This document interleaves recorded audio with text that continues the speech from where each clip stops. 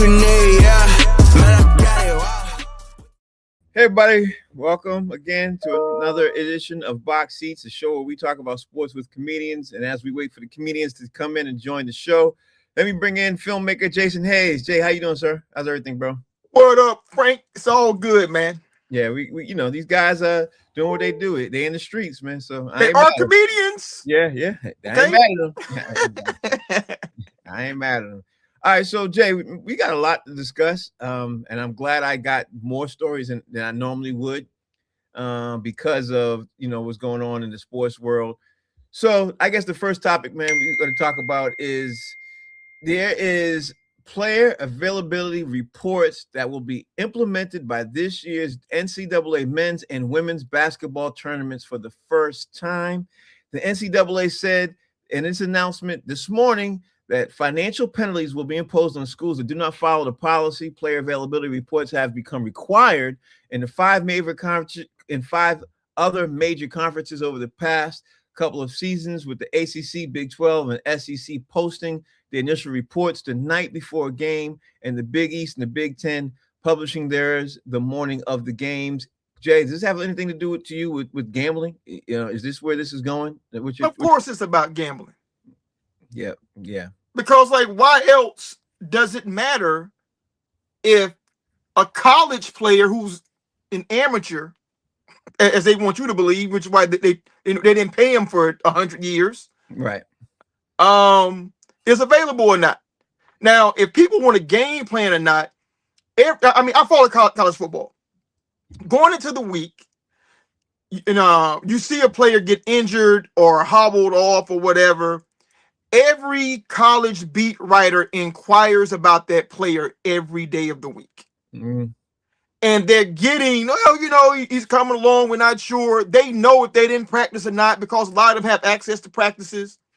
They say, well, such and such wasn't out there.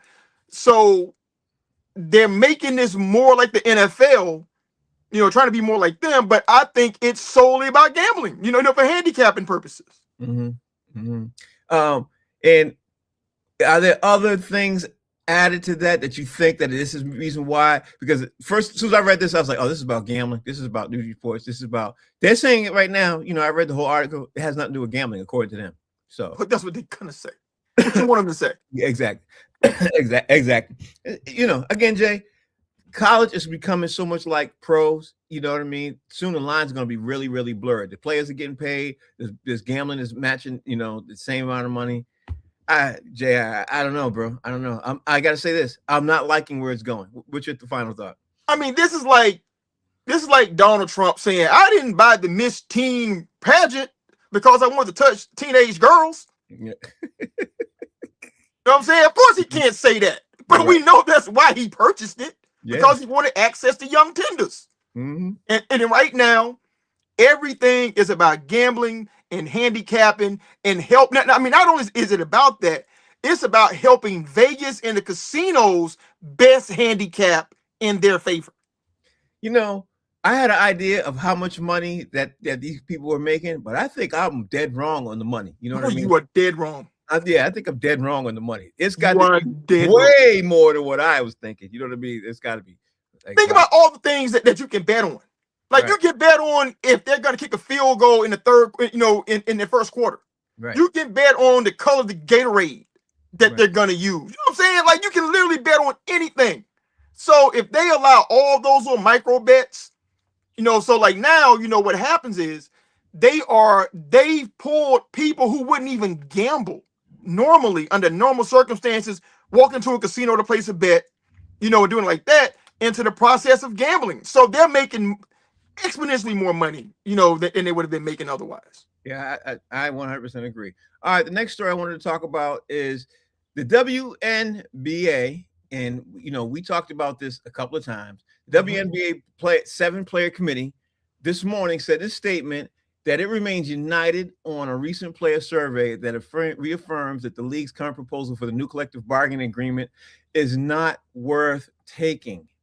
Jay, we've talked about this numerous times and everything else. Tell me what you think about, because honestly, I see a cliff coming. I just see a cliff coming. And I don't know why they don't see it like that. But talk to me and tell me what your thoughts are. So I actually read, a brief article about that today too, and apparently they sent out like a survey, a questionnaire asking all of their members, something along the lines of if they would accept the league's proposal of 50% of the net revenue, which is less than 15% of the gross revenue. Because, like as a filmmaker, we know the difference, between gross and net, right? Like net can be any number that they want it to be. Yeah. So I get their not wanting to do that, but it said 84% of the players responded they would not accept 15% revenue share of the gross. Right. And I don't know what their number is, like in line, like what number they want, because if they want 15% of 50% of gross, that ain't never gonna happen. So my hope is that they can get it somewhere around 20%, because listen, we talk about this all the time, on this show several times. This is a league that has lost tens of millions of dollars every year of its existence. And the NBA has subsidized them. NBA owners have subsidized them. Now they're starting to turn a profit, and they immediately want to take half the money when they owe these people hundreds of millions of dollars, to recover, their previous investment. So I don't know how that's going to work out. I mean, I do know this. They have to have a livable wage to play in the league. Right. Now, whatever that split is, that needs to happen to, to pay them a livable wage to be able to pay rent in New York City or LA or any other city that they're in, the highest benchmark has to be met because players have to go play there. Whatever that split is, that should be the split, because I'm old school, and I feel like if you can't pay a livable wage to your employees, you can't afford to be in business. Yep. So if they can't do it, then fold the league and let's just stop playing with each other. D Jones is in the building, y'all. Comedian Damon Jones is in here, even though he looked like he's driving. D Jones, first of all, how you doing, bro? How's everything? Well, you said I was in the streets to begin the show, and yeah, you literally in the streets. I'm literally in the streets. Yeah. No. He said you for the streets. No, he said I'm in the streets. He ain't said I was listening. But D Jones, but you are for the streets. No. Well, that is true. But that ain't what was said. That's not what was said. In them because you for them additionally. That's not what was said. Change the uniforms. That's all I can say. You want more people to watch and attend the games and make more money? Sorry to say this. I don't want to sound misogynistic. Yeah. Change the uniforms. Even for Britney Grinders of the world? Hey man, you gotta do what you gotta do. You want to see Britney's nuts?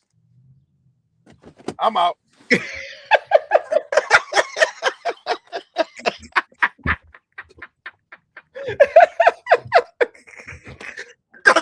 Britney got some nuts, dog.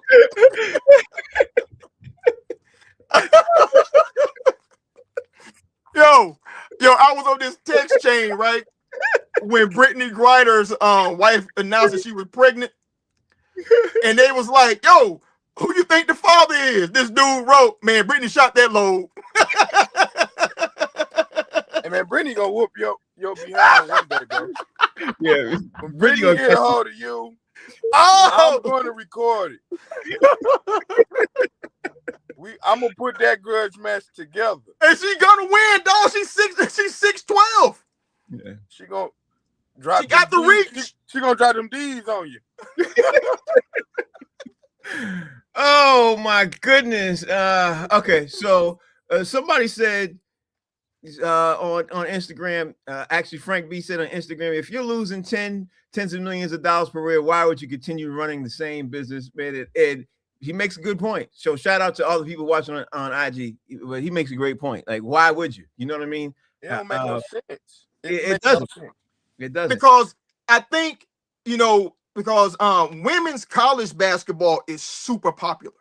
Right. But for whatever reason, it has not translated into the pro ranks, and they're betting that if they can make it, just get that right moment, they can make it popular here in the United States too, because it's popular all around the world. Because they literally had to go play in Spain and Russia and South America, and they make good livings over there, making good money, but it wasn't popular here. Right. And so they're betting, I think, long term on growing the women's game stateside and having it be like another thing, that makes money, for the NBA and that whole apparatus. I hate to cut you off, Jay, but what year is that at now? Because we 25 years plus. This is year 30. Oh, see, there you go. Year 30. Would it make more sense to play at a college stadium instead of doing these big arenas? Wouldn't it make more sense and make more money? Maybe. Well, I mean, they don't have a WNBA team that's not in an NBA city. Right. So, but even places like Detroit got small colleges downtown Detroit that'll probably fill up before they will fill up an arena. You know what I'm saying? Mm-hmm. So D Jones, who owns the Detroit Shock? Because the same guy that owns the Brooklyn Nets owns the New York Liberty. Mm-hmm. Well, the Shock is gone. They're trying to get a new team back. They sold the Shock. Where are they now? Are they even in the leagues anymore? I don't even know. No, the Shock is gone. I think they moved to Houston, or they might be the new Phoenix. I don't know. They White Davis used to own the Pistons before he passed away, or when he passed away, his wife sold the Shock. Okay. After they won 3 championships.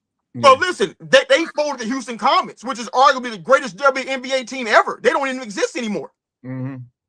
Yeah, with Cynthia Cooper and all of them, man, they had Hall of Famers on that team. Jay, we won 3 straight championships. So did Houston, if not 4. All right, let's move on. Let's move on because I do want to talk about the NBA player plea agreements, but I'm looking at the time. Let me get to this. I'll come back to that story in a second. I got to talk to you, D. Jones, man. I don't know if you heard, but an hour ago, Stefon Diggs was released by the New England Patriots. Yeah. Stefon Diggs went on Instagram and thanked everybody there, as you would expect him to do. He thanked everybody there. What are you thinking about the thoughts of New England Patriots releasing Stefon Diggs? Because to me, I think to them, I don't even think it was about money. I think it was the headache, you know what I mean, with the court situation and all the other drama that was coming along with him. I think that had a lot to do with him getting cut. That's my thoughts. What's your take? He might have a suspension coming. Yep. And just so they won't have to give you this $27 million, we're gonna cut you because And then I think they really want AJ Brown. I heard Isaiah Likely is on the market. I would like to get another tight end, another receiver, and some offensive linemen. So if that money helps out to get those 3 things that we need, I'm all for it. I like Stefon Diggs played a hell of a role with the Patriots. He was great in Drake May's development. I hate to see him go. He was a great leader, D. He just was a great more than I've seen him ever be. You know what I mean? He was a great leader. They rallied behind Stefon, man. The whole slogan was Stefon. Yeah, it really was. He came up with all that. That's why I'm kind of hurt by them releasing him, but I understand. Jay, what's your take on Stefon Diggs being released by the Patriots? Do you think it was financial? Do you think it was, what do you think it was? I don't want to put words in your mouth. It was his Super Bowl outfit at the airport. They said, that's our starting wide receiver. I can't debate that. I can't either. You know what I mean? They was like, wait, hold on, man. He dressed like that? But nah, I mean, in all seriousness, I think it was what you guys said. He's 32 years old. He makes a lot of money. He's worth it. Yep. If he's available. Yep. But he has so much off the field stuff going on so that it makes it hard for them to say, I can rely on that guy. And if they can't rely on you like 100%, then that's when things start getting dicey. You know what I'm saying? You worth the headache as long as the production exceeds the headache. When the headache starts getting equal to exceeding the production, that's when you start getting that release stuff going on. But the crazy part was it wasn't in the locker room. Right. Yeah, but it all counts. Because if he gets in trouble legally, then that means he's not going to be available to play for them. Right. And if that happens, they ain't trying to pay, cut them checks to a dude that's in the bleachers. D. Jones, do you think him not being on the team is gonna hurt Drake May's production? Man, Stefon made some catches. Hell yeah, he did. That a lot of people couldn't make. You know what I'm saying? So it's really, really going. We're gonna see who they pick up, man. He had some hands. Remember in the playoffs, he caught that pass and looked at his hands. He catches everything. Yeah, his hands is crazy, man. So I think it might not hurt Drake as much because I think it made Drake better. Okay. It made Drake better because he was a reliable receiver who catches everything. That's true. And it's more than that too, because Stefon's a monster. Yeah. So he dictates how that defense covers everybody else. Yeah. If you ain't got nobody else out there, to scare that defense, those other receivers look for their production to go down because he takes a lot of responsibility and makes other people's lives easier. Finish your thought, D. Go ahead. Isaiah Likely, AJ Brown. Them the two. I don't think you can afford both of them. Yeah. We got money. Yeah. Well, let me ask you this. Now I forgot my train of thought. Jay, let me ask you this: with Stefon Diggs not there and Drake May sitting up there, obviously losing the guy who he was dependent upon and everything else, do you think it's possible that Stefon Diggs can come back on a lower scale? Do you think they released him because they want to bring him back on a different pay rate or anything else? Because they're worried about Drake May's, production or anything? Do you think that's a possibility? I mean, it's always a possibility, but the issue is whether or not, because if they want him to come back for less money, then that means that everybody else got to say we're not going to pay him more money. And I don't think that he's going to be on the open market, especially like if his legal stuff gets cleared up, that he's going to be available to take less money because they're going to give him what he wants because you know what he is already. Right. So, nah, man, it's a possibility, but I don't think that a dude that's as talented as Stefon Diggs and available is going to have to take less money. All right. So let me bring up the next thing because, there's a couple of shocking things that happened within the same calendar hour. The Rams and Chiefs have agreed to a trade sending all-pro cornerback and the staple of their defense, Trent McDuffie, to Los Angeles for a package of draft picks that includes the number 29 selection in 2026. And, of course, McDuffie was entering his final season of his rookie deal and is expected to sign a long-term extension with the Rams. Now, crazy part about this, D. Jones, is this trade just made the Rams defense a lot better, and the Rams defense was already really good. So it made them better. And to me, it made the Chiefs a lot worse. And the Chiefs ended up getting like four picks for this, 4 or 5 picks. I have White Chocolate check on it for me. But at the end of the day, do you like the trade that happened, right now between the Chiefs and the Rams? Do you like this trade? I like it for the Rams. They trying to win, man. This Matthew Stafford last year. It's got to be his last year. So you got to go all in right now and improve that defense. The Chiefs, every year they give up one of their best secondaries. For the past 5 seasons, they let one of their best secondaries go. And for the most part, they still great. So we'll see. You can't never count Kansas City out as long as you got the Jolly Dude and Kermit the Frog, you good.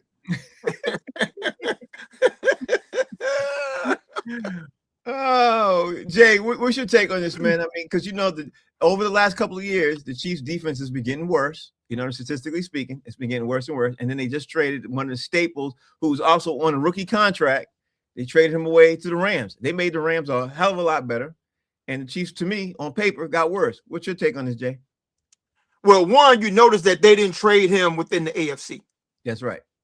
This is a dude that's, just a Pro Bowl cornerback. He's an all-pro. Right.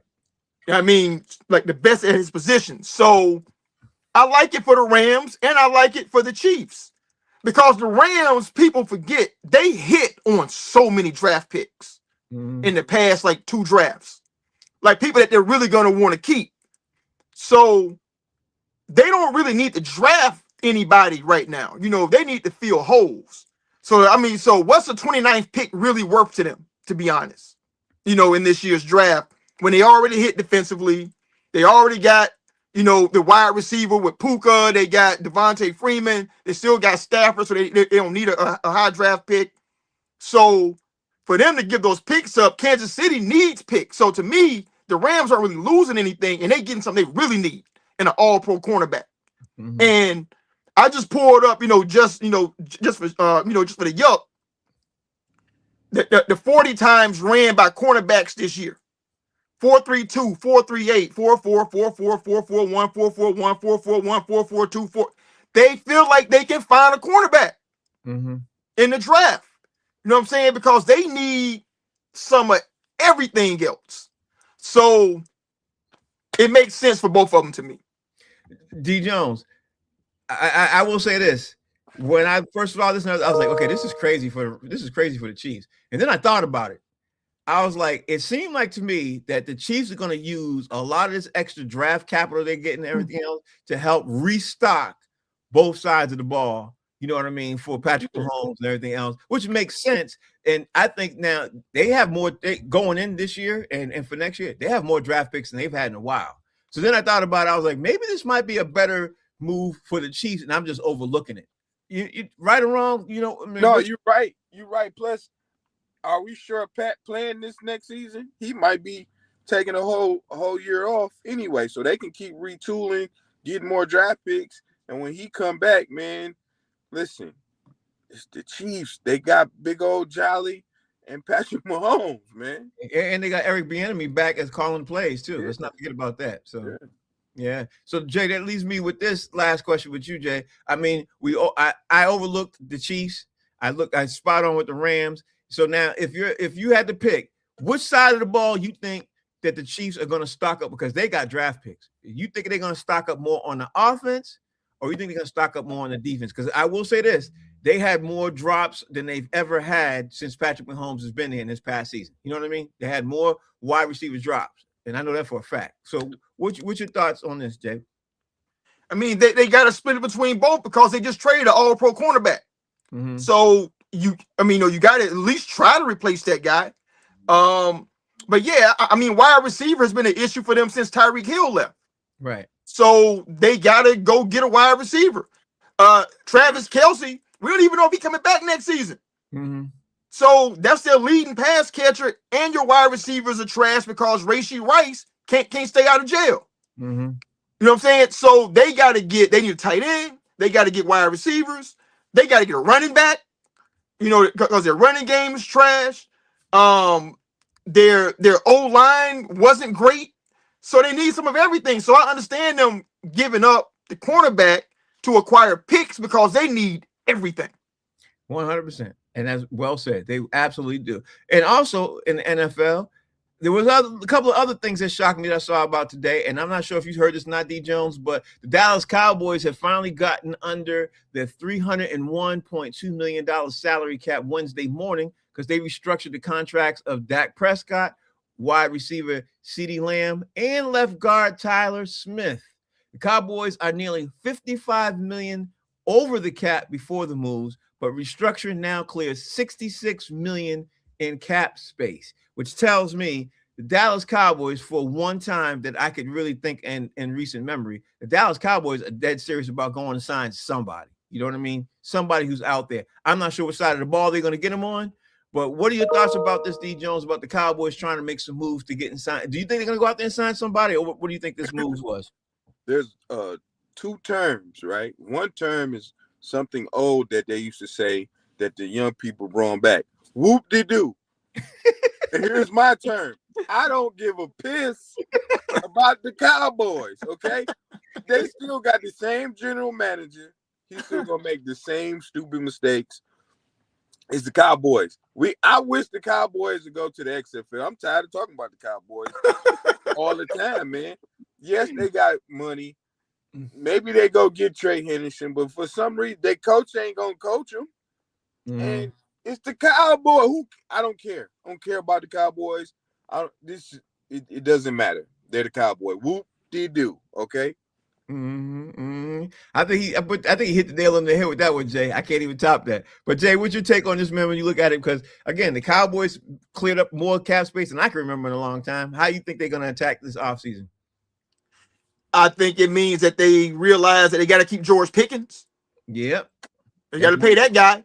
Yeah. To keep him in the fold, and then they know they got to get better defensively, because no matter what Jerry Jones says about Micah leaving and that not being a big deal, they were trash because he let a generational talent leave out the building. Okay, now they're realizing what life is like without a dude that's that special. So they got to go. Probably edge. They got to go, find some linebackers, because that defense was buns last year, and they got to do something about it.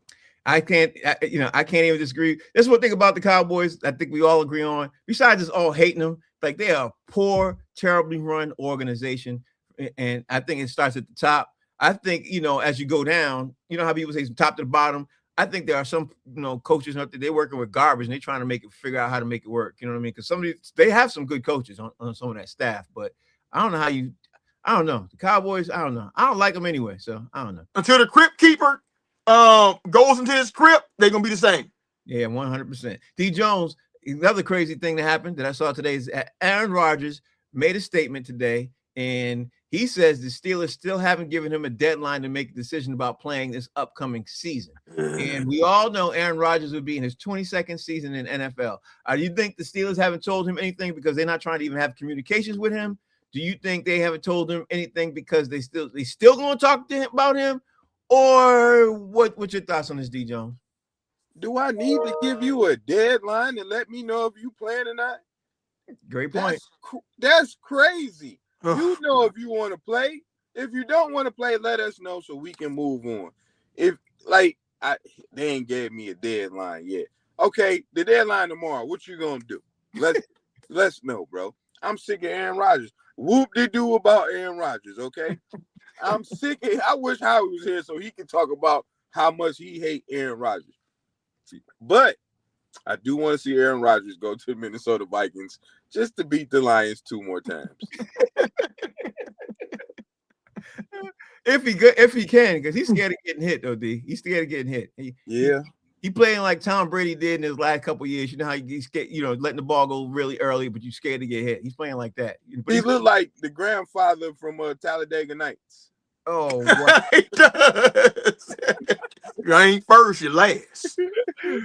Wow. Those are my grandkids, and I won't sit here and let you do that. You watch too much TV, bro. Too much movie. I love Talladega Nights, man. Yeah, hilarious, bro.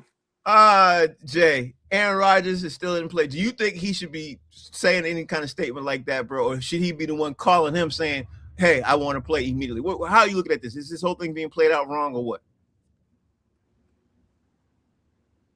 I'm just making sure that Howard wasn't going to call in because he's talking about Aaron Rodgers. He gonna. How he will. You know what He I mean?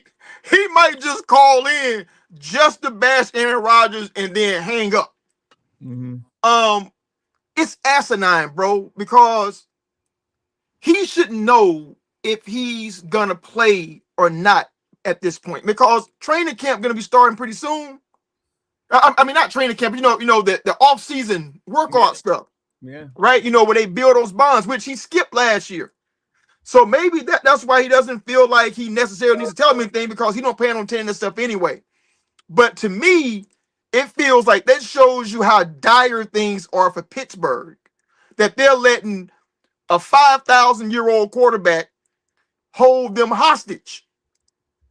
Man, just go cut bait with this dude, man, if you think that you're gonna try to do anything competition-wise next year. But Mike McCarthy is a new head coach.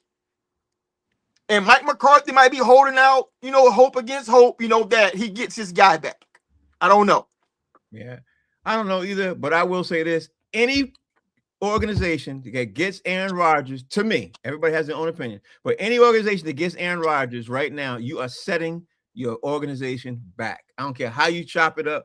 because you've put that man is too old to be playing. And if you got somebody out there who can play ball, let them play now. That's just the way I look at it, because you set them back too far. And he's on that Isley Brothers right now. I'm hearing footsteps, baby, in the dark. Oh, in the dark. He sure is. Because he out there like, yeah, gunshot. Nobody even around him. He been hit so much at this point. Yeah, he need to just get into the broadcast booth or do something else. Is Aaron Rodgers top 10 quarterback all time? Yeah. He close. Yeah. He close, man. If he not, yeah, he up there. Yeah, he definitely up there. All right, D Jones, I wanted to save this one for the middle of the show because I knew it was going to be something we were going to talk about. So Jay ended up sending us the text about this earlier. So the prosecution in the federal case into the rigged poker games has produced charges against NBA Hall of Famer Chauncy Billups and NBA former player Damon Jones said in a brief statement submitted on Tuesday that they expect to extend formal plea agreements to 12 or 31 defendants in the case, and are reasonably optimistic that they will reach plea agreements with 9 others before the case even goes to trial. Now, I don't know what that says to you, D. Jones, but it says to me that a lot of people are scared of getting smoked because they're hearing some huge football numbers. You know what I mean? And they're agreeing to plea deals right now before they get hit with them football numbers because they know they can't beat the case. So what's your take on this, D. Jones? Because we all know how the feds do. We know how they do. What's your take, D? As long as I ain't seeing jail time, I'm taking that plea. But you still might see jail time. You just might not see football numbers. Yeah. But I think Chauncy and Damon back it up against the wall. And if you really messing with the mob, you better not snitch. You might as well take whatever they giving you. If you got to go sit down for a minute, go sit down. Maybe you. That's not good. I don't want to go where Diddy at. But somewhere like that, where it's like celebrities can go and chill. You know what I'm saying, and sit down for a minute. I hated that it's my guy Chauncy. He's a Piston legend. But hey, man, if you gotta go sit down, you gotta go sit down. Yeah, I mean, you have to. You're gonna have to. Jay, with your expertise through your long-term relationships with people you know in law, how are you looking at this? To quote the great Earthquake, if they catch me, they caught us. Man, if you give me a deal, baby, man, listen. I'll be like Bernie Mac at Bernie Mac joke. He be like in the courtroom jump. Oh, dying to tell, right? But I mean, you know, like in the text chain, I said, okay, who do they plan to extend plea offers to? Right? Like, because Chauncey's the name. Damon Jones is the name. So it seems like they might be willing to offer plea agreements to a bunch of smaller players who may be mobsters, because listen, it's the Trump DOJ. So you know, criminal, it pays off to be a criminal. So I'm wondering who they're gonna offer the plea deal to, because who are they trying to put this on? So if they offer Chauncy and Damon Jones to get somewhere higher, which I doubt, because but amazingly, man, that trial is here in Brooklyn. It's at the federal courthouse downtown Brooklyn. So that's, you know, in New York is the stomping grounds of one Mr. Orange Turd, currently in the White House right now. So my guess is it's probably some people that he knows, some friends of his that are involved with this. I'm just speculating. You know what I'm saying? I mean, because it makes sense for that. Right. If are they trying to put this on Chauncy because he's the biggest name involved, or are they really trying to get to the root of who was behind it? And this Trump DOJ, they want headlines. They don't care about who really did nothing, I don't think. And D. Jones, yesterday I speculated. Now this was, again, it was speculation. I speculated that it might be something they're trying to do because they might be trying to tie in some other issues that's happening with NBA betting and, you know, like the Terry Rozier situation and all that other stuff. Because I speculated that if you're playing cards and you're playing poker and stuff like that, and you're an NBA person and you're addicted and you're gambling, I can see that translate in these poker games and saying, you know what, bro, I can't pay you, but I can help fix a game. You know what I mean? That's the way I speculated it yesterday. And, you know, I don't know. I mean, D. Jones, I think the two might be related, and I think that's what might be happening. I don't think we've even seen the tip of it, just yet. Or maybe we just are seeing the tip of it. How are you looking at it from 3,000 feet, D. Jones? Pause. I don't want to see tip of anything.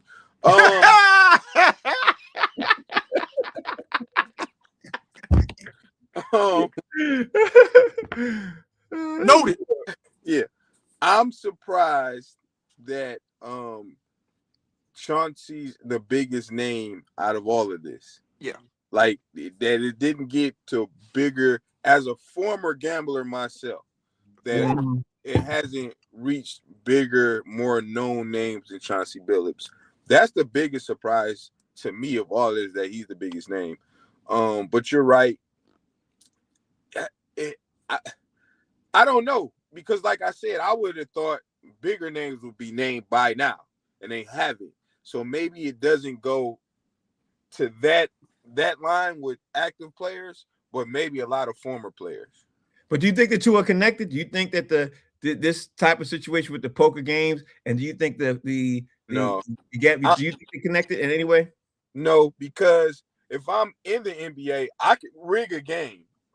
The poker stuff got nothing to do with playing actual games. That's actual card games. But hear me out. Chauncy Billups is the head coach at the time. He's the head coach of the Portland Trail Blazers. He's still involved with these poker games. That's the reason why I'm thinking it's possible it might be connected, because he's still, even though he's not an active NBA player, he's still actively involved in the NBA, and he's a coach. He could substitute in or out somebody who's hot or not, because and I'm not trying to throw this out there and say that he actually did this. I'm saying no, because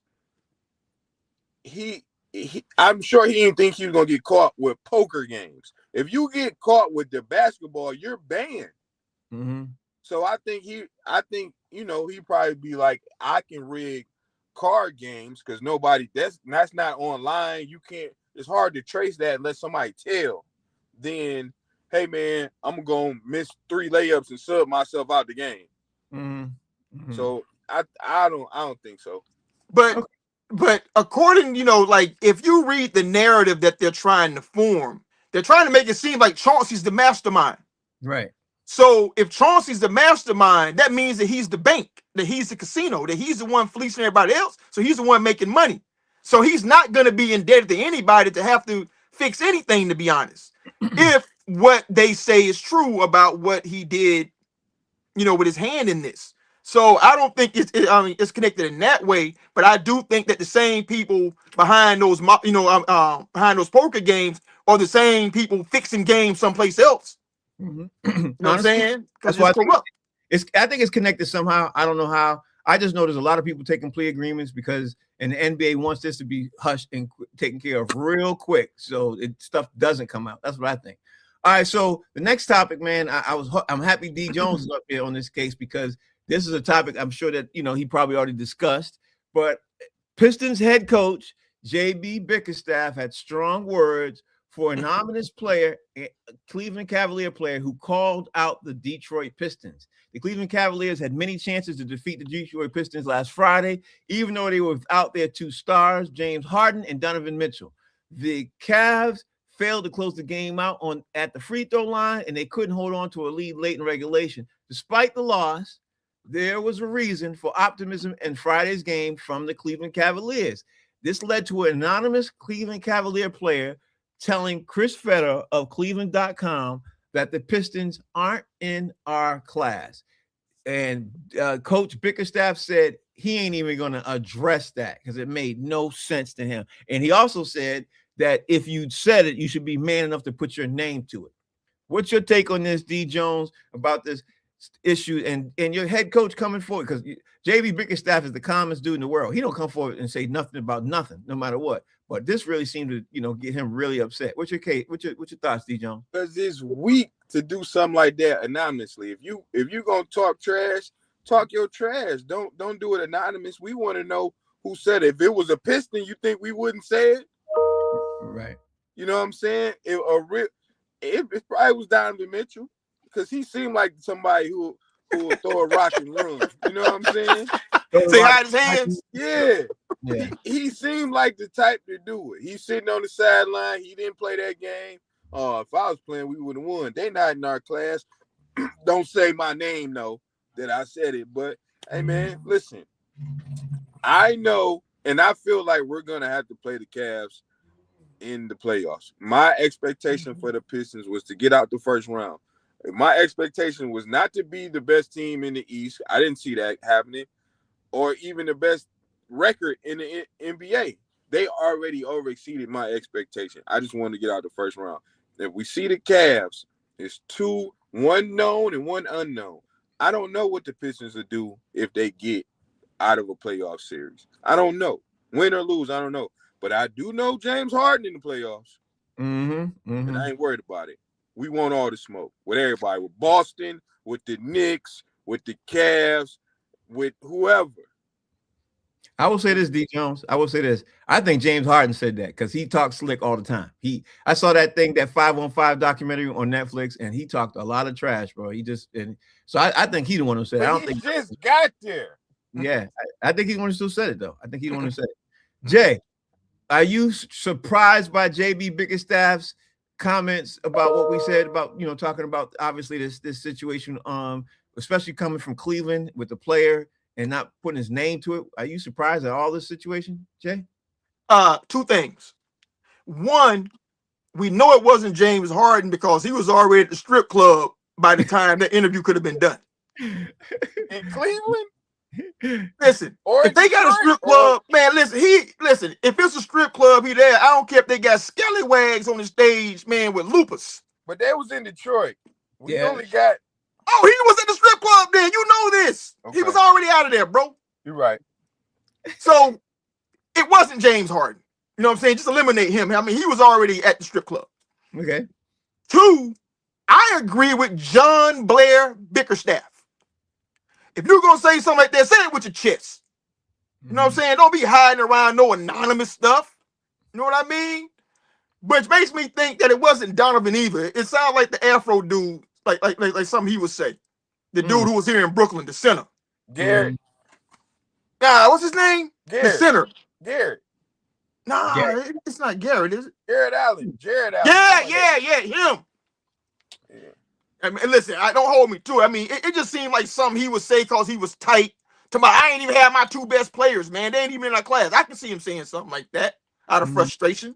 You know what I mean? But say it with your chest, man. You know what I'm saying? Listen, I don't say nothing to nobody that I would not say to their face. Or like when I was growing up, I told somebody something about somebody, and they, think, like it's confidence. I mean, I said it because I meant it. They went in, somehow the word got back to the person I said it about, and the person walked up on me, said, I heard you said such and such. Yeah, I said it. And it threw them off because they expected me to lie. No, I said it because I meant it, because I believe that about you. You know what I'm saying? So say what you mean, bro. Cleveland do got an idiot on their team, though. Who that? Dennis Schroeder. You know what? You know what? He said it. You know what? Yeah. That makes sense, D. Jones. He was talking trash to Kay last night, talking about, you getting an MVP chance, but you can't answer the phone when I call you, huh? But does the chocolate German seem like the kind of dude who would want his name on it, though? Nah, he ain't that type. He seemed like he want his name on it. He shot Luka back behind from everybody. Yeah, he did, and he told him meet me outside, bro. Like, and he was there at the locker room. So he seemed like the kind of dude who would say yes, that is DENNIS. He makes sure they spell his name right. make sure that it's a capital S. Yeah. That is Schroeder. Yes, Schroeder. SCH. Don't forget the top of my name. Yeah, that's how you. No, Schroeder, not Schroeder like Ricky. It's Schroeder, Dennis. Yeah, he would say that. I think he would put his name to that. All right, put his name on it. I guess last question about this topic, bro, is do you think it's bulletin board material when the Pistons face the Cavs, D? You think that's what's going to be? You think they're going to remember this? D, you there? It looked like he got stuck. Jay, what you think? Yeah. I think that kind of stuff only matters to fans. You know what I mean? Like, because ballers, when you go in, man, you already focused. You don't need no extra motivation. You know what I'm saying? I mean, fans get hyped about that because because fat ass writers who never made a team write about that stuff. Ooh, what do you think that means? Well, you would know if you made a team in your life. Okay. Yeah. Right. Like when you already going, especially like championship stuff, if you got dogs in your locker room, dogs got to eat. So they don't care what you say. If you said nothing, they're not going to play any less intense than they're going to play showing up to make it happen. So I don't think it really matters in the grand scheme. Bulletin board material to you, D. Jones? I think the Pistons got a lot of bulletin board material after this season. One, the Knicks, they don't like us. We don't like them. Right. The Cavs, they think they're better than us. And maybe they are. You know what I'm saying? And I know Boston probably sitting back like Detroit can't be number one. Mm-hmm. So, yeah, but we got bulletin. And we see Charlotte in the playoffs. We got bulletin board material. So, hey, man, we want all the smoke this year. We welcome it. Speaking of smoke, I want to ask you this, D. Jones. Do you think the 76ers made a mistake trading Jared McCain to the Thunder? I don't know if you've been seeing him play, but 1 year ago, McCain was Rookie of the Year front runner. Then he tore his meniscus, and then it ended the season with the Sixers. Then he had a right thumb, issue play.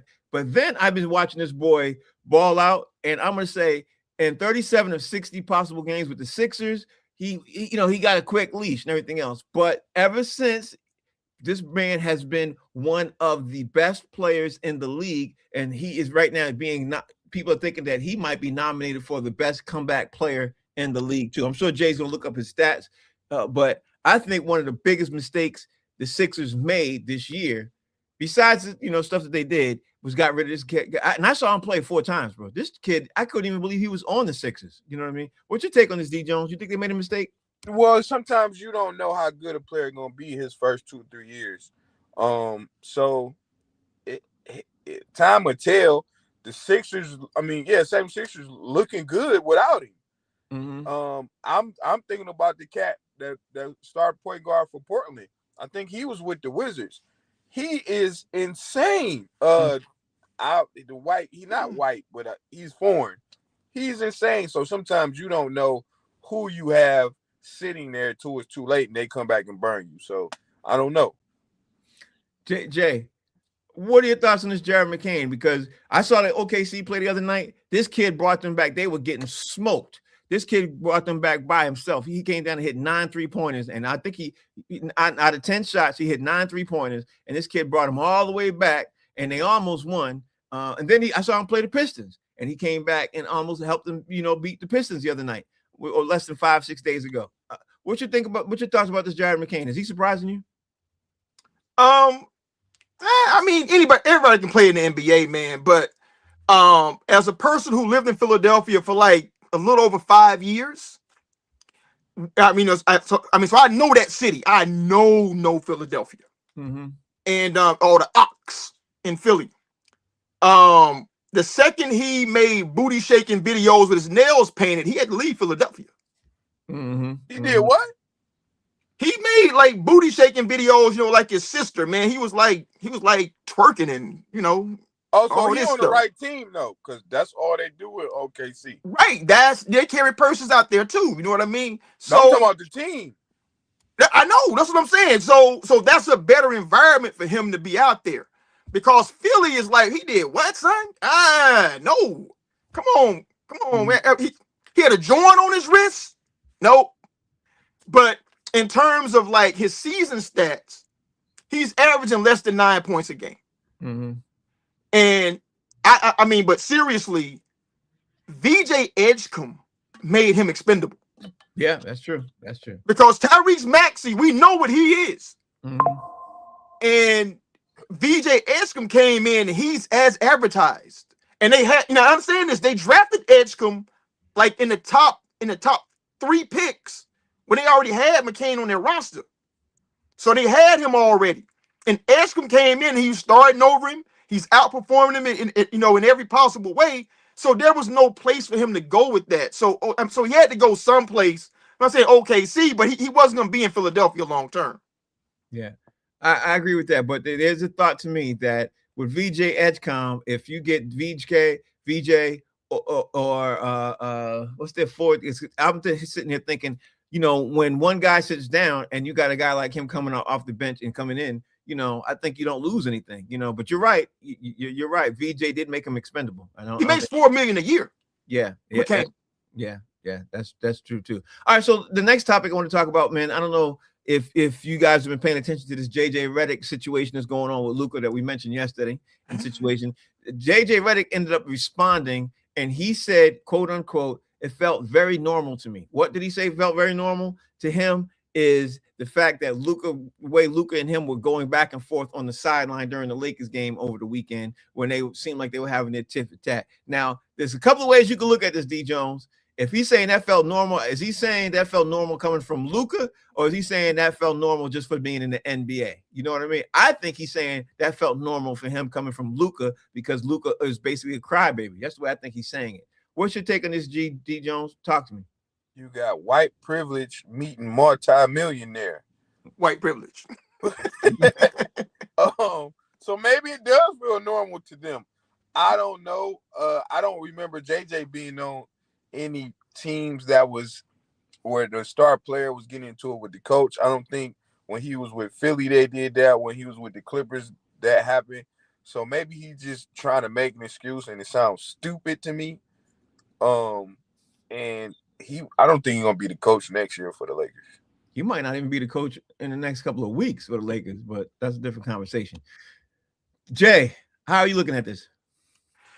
I can't evaluate how the whites interact with each other, bro. Try, please. You know what I'm saying? Because they got different rules of acceptance, right? I've been playing basketball like my whole life. I mean, like seriously since I was 12. And I played ball with brothers, and Asians and white people. Mm. And and one thing I know for sure is that white people get socialized differently when it comes to sports in terms of like what they feel comfortable doing and saying. Because I was playing a game one time, this dude told me to suck his whatever. Mm-hmm. And I said, hey, bro, listen, man, that's the line. You know what I'm saying? You can't do that. And so he said it again. And I told him, I said, bro, listen, if you say that to me one more time, it's 100% chance I'm going to slap the hell out you. Mm-hmm. Right? He says, I say what I want. I said, okay. So what I heard you say is slap the hell out me. I didn't say hell, trust me. Mm-hmm. He was like, no, that's not what I'm saying. I said, no, because if I tell you what's acceptable and you say you can do what you want, and I told you I'm not going to accept that, then I'm telling you it's 100% chance I'm going to knock your ass cold out in here. Mm-hmm. Is that what you want? He says, well, no. Well, then don't say that to me. Because they talk to each other like that. We know we can't talk to each other like that. Mm-hmm. So maybe for him and JJ, that's normal. I don't know. I can't evaluate the whites. Mm-hmm. Mm-hmm. Not when it comes to sports. I will say this. The valuation of how they're handling this situation, D. Jones, looks to me like, of the two, looks to me that JJ might be the one who might not get saved by LeBron in this situation. You know what I mean? Because LeBron wants JJ Redick there, but I'm seeing it's percolating to a high level of heat right now. So I don't know. I think Bron out of there. Yeah, LeBron's going to play in Golden State next year. I want to see Bron go back to Miami. That's what I want to see. I want to go back to Cleveland. Go play with Stephen Curry to end his career, and they're both going to try to win a ring together. Mm. And JJ be back on TV somewhere. He will be real soon. So Frank, tell me the times that the ownership has chosen the coach over the superstar player. I can't. So they tell you what's happening to JJ. Yeah, I can't, because this never happened, and it never will happen. I just get your hot dogs over here, get your hot dogs here. That's what you're about to be doing. Yeah, selling glizzies. Very too true. All right, lastly, I want to talk about this Jason Tatum situation, bro, because I talked to my homies a couple of days ago, and I said to them, and I think this is going to happen. I said to them a couple of days ago when I saw all the tickets being sold out for Friday's game. Let me just back this up. The Dallas Mavericks are playing the Boston Celtics on Friday. There was a huge influx of tickets being sold because Cooper Flag's people and all of Maine look like they're coming down to play. It looks like word is being leaked out through Boston press that Jason Tatum might make that be his game that he returns. So my question to you guys is, it's simple. Is Jason Tatum's return, is it a good thing this soon? D Jones. Do y'all play OKC anymore this year? Because I don't know. Luke Dort probably looking for him to put him back out. I think it might mess up the chemistry. Y'all got good chemistry. You know what I'm saying? Yeah, be careful. Yeah, I wouldn't just throw him back in there, not even as a starter. Even though it's Jason Tatum, you probably got to start him or restrict his minutes. But no, they're not going to start him. They're going to have him come up off the bench. Yeah, I wouldn't. I mean, maybe that'll work until he get back up to speed because he's been out a whole season. Mm-hmm. So I don't know. If it was me, I wouldn't risk the future for right now. That's just me. I would have him sit out the next season. Make sure you're 100% healthy because you don't want to pop your Achilles or anything else coming back too fast. That's just me. If you want to play, fine. I ain't worried about y'all. If I was him, I wouldn't even try it right now. Not because we ain't pressed to win the NBA championship this year. It ain't like we losing everybody. You know what I mean? Like, we ain't pressed. So we shocked that y'all even in the playoffs. What's your take on this, Jay? Two things. When y'all expected to suck, nobody was buying tickets. Y'all fair weather fans. How about that part? Mm-hmm. And two, ain't this like the most Boston shit ever? That a white dude and a light-skinned dude is a reason to sell out the arena. We gotta go see that Cooper Flag. Gotta go. Jason Tatum. You know, now when black ass Jaylen Brown was balling, that ain't true. Everybody was going to see Jaylen Brown. He's dark-skinned man. He spray his hair on. You know what I mean? But nah, Cooper Flag coming back. Now all of a sudden, the whole state of Maine got to come in and witness this, right? But but seriously, it should be a good game, you know, for for New England, you know, because you know everybody love putting on their players. Like you take pride when that person is from your place and they're doing really, really well, and you get to come see them play, you know, like in the home arena, you know, for lack of a better word, even though he's wearing the other team's uniform. Mm-hmm. And trust me, Frank, that arena probably going to be about 60-40 Mavs. Oh yeah. I think it will be too. I don't even think it's a question, you know, like, because when I tell you Maine is coming through wearing Dallas Mavericks jerseys, that's probably crazy. Yeah, I don't think that's ever happened like that because the Celtics fans travel. We all know that they travel. In Boston, I've never seen it either. Ever. But I think this is going to be the first time. But let me just say this too. And I think there will be Celtics fans who will buy Dallas Maverick jerseys just to help with this kid, you know, because he's coming to play in the Boston Garden. I think that's going to happen. I don't think it's because they're Dallas Mavericks fans per se. I think they just support Cooper Flag fans. Cooper Flag. Yeah, they're Cooper Flag fans. And I think they want to support Cooper Flag. And I think they're going to buy jerseys, which is going to make it look like, wow, are we in the Dallas Mavericks, you know, city? Are we in Dallas? I think that's what's going to happen. You know what I mean? Mm-hmm. Listen, I'm not the biggest Cooper Flag fan at all. You know, anybody can tell you I'm not. He's going to be good, man. Hey, I've seen enough. Yeah, but this kid's gonna be good. I think he's gonna be good, man. He's gonna be real good. In 5 years, he might be the star of the league. You know what I mean? He might be if he's not the star, he might be definitely in the top 3. You know what I mean? This kid's gonna be something special. He's gonna be good. Yeah, he's special. All right, so that's the show, man. We gotta get wrap this up out of here. I know D Jones is in his car. D, tell everybody how they can follow you, what you got going on, and anything else. 313 D Jones. I got a message for the Pistons. When the Pistons sucked 2 seasons ago, I would go to the games for $40. I don't want to pay $170 to see Memphis. Y'all might need to go back to sucking. Nah, you don't mean that. You don't mean that at all. You don't mean that at all. $140 to see Memphis, bro.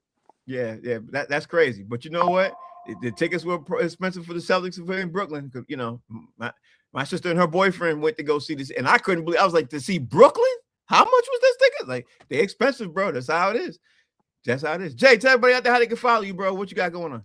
Hey, first off, D, welcome to the world of success. Yep, right. It's been a while. It's been a while.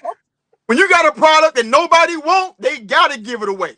But Yeah. when you winning and it's successful, you gotta pay that bread. You can follow me at JD Hayes over at Fanbase, and I live in New York City, man. Hey, listen, I'll say this, for James Dolan.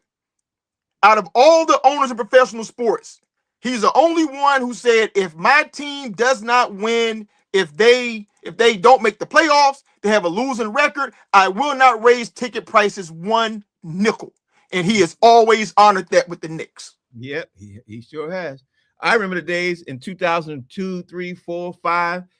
The Celtics used to have teams of people going through the subway in downtown Boston, giving away Celtics tickets, giving away so they can have people in the stands. That's how bad. So when it gets bad, it gets bad. I understand that. So I get it.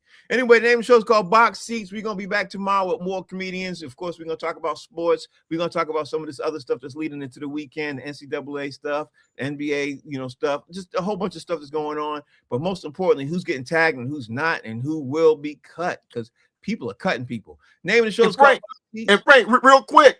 Mm-hmm. It would be remiss if we didn't mention that the great Lou Holtz passed away today. I just saw that. You said I just saw it. Yeah, we're going to talk about that tomorrow. We have to dive into that because Lou Holtz was phenomenal. We're going to dive into that. Thank you all for watching. Name of the show is called Box Seats. We'll see y'all tomorrow. Gossip. Peace.